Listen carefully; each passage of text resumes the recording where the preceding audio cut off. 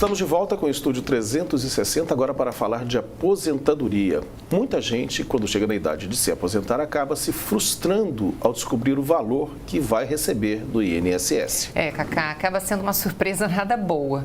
Mas será que tem jeito de se planejar e melhorar esse valor enquanto a gente está trabalhando? Esse é o nosso assunto com a advogada Ariela Alvim. Muito bem-vinda, doutora. Obrigada pela presença.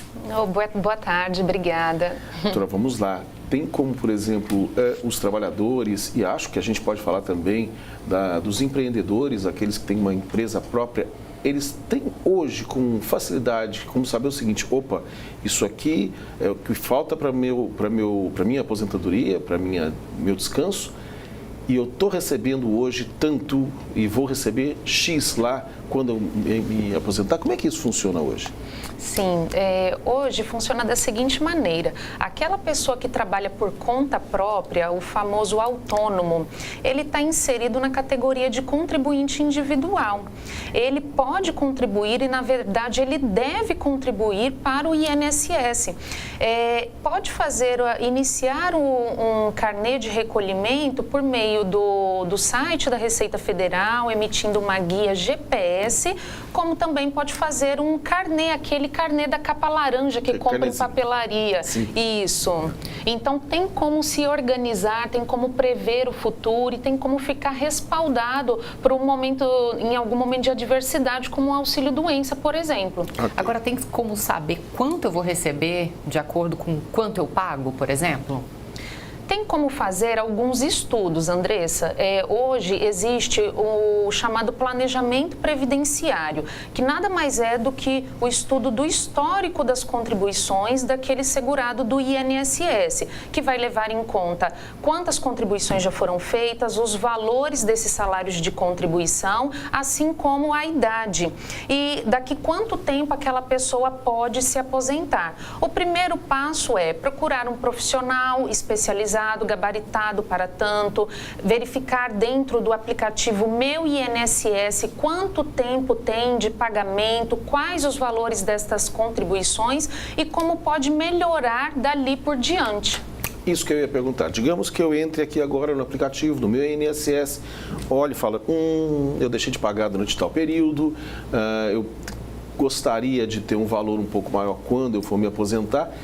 Digamos, esse período que ficou sem pagamento ou o período de ajuste, isso tem como recuperar daqui para frente? Em algumas situações, sim. Em outras, não. Por isso que é importante ter ali um profissional especializado acompanhando aquele tipo de acerto cadastral, aquele tipo de ajuste.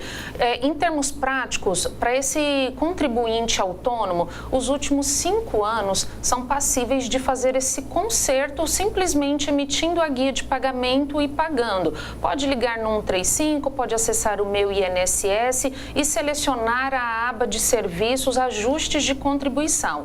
Para períodos superiores a 5 anos pretéritos, tem que fazer por meio de um profissional da área, porque existem várias regras. Isso daí vai evitar que a pessoa não pague em vão aquela contribuição extemporânea que foi feita fora do prazo. Ok. Para você receber o mínimo, você paga o mínimo. Para receber o máximo, você também paga um teto máximo, digamos assim? Essa é a regra? Pela lógica, sim. Não vai acertar o teto máximo pela própria fórmula de cálculo prevista em lei, sobretudo após a reforma da Previdência, que ocorreu em 13 de novembro de 2019. Hoje, o que a gente verifica na lei é que para receber uma média do teto, quase o teto, no caso da mulher, teria que contribuir por 35 anos pelo teto, então tem que ficar atento ao histórico pretérito dessas contribuições, e tendo 62 anos no caso da mulher, mais 35 anos de contribuição pelo teto, e no caso do homem, 65 anos, mais 40 anos de tempo de contribuição pagos pelo teto. Então, é algo muito difícil de se atingir.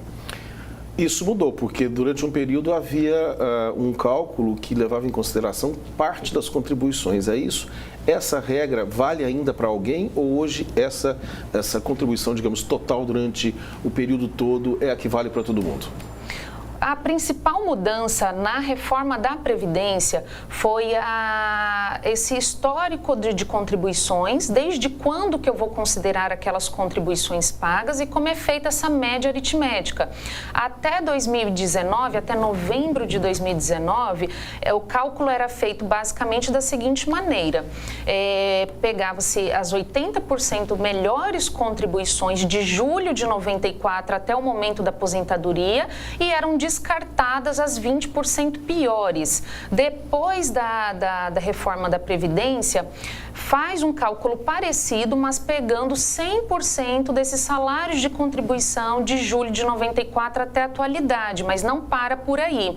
Depois disso, joga 60% desse valor, mais 2% a cada bloco de 12 meses. Isso faz cair drasticamente o valor da aposentadoria. E isso é a regra que vale para todo mundo?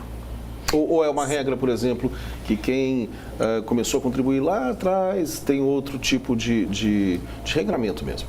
Existem algumas previsões na lei de direito adquirido. Isso. E toda vez que há uma alteração na lei que muda de maneira drástica o regime de previdência, há também as chamadas regras de transição. Hoje nós podemos elencar o pedágio de 50%, o pedágio de 100%, o pedágio da idade mínima progressiva, dentre outras. A aposentadoria especial também para aqueles trabalhadores que trabalharam ao longo da vida, sujeitos a condições agressivas à saúde ou integridade física. Então, existem várias regras que devem ser observadas para verificar qual é o melhor benefício para aquele segurado. Eu acho que realmente tem que contratar advogado. Muito número para minha cabeça. A Maria Lúcia, falando em número, está perguntando qual é o teto de pagamento e qual é o teto de recebimento. O teto de pagamento hoje está em torno de R$ 7.500.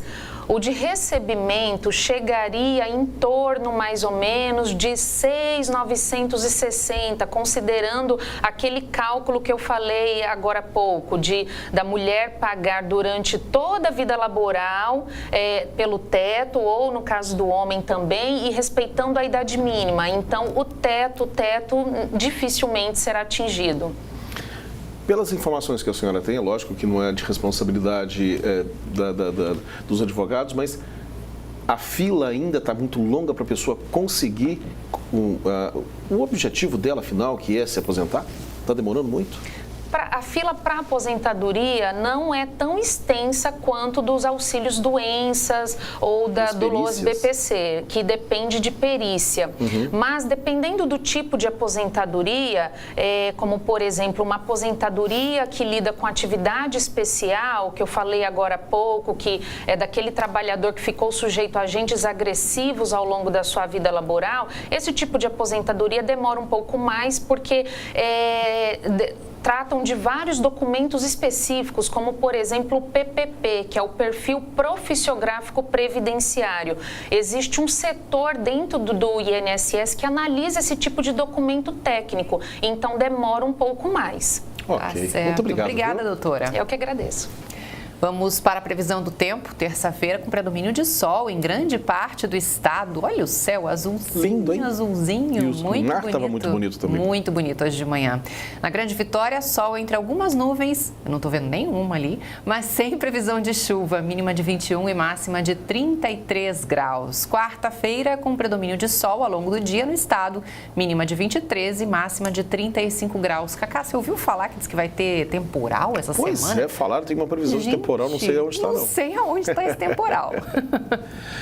No próximo bloco, um concerto inédito e gratuito no Teatro da UFES, que revisita o movimento cultural da década de 60, a Tropicália.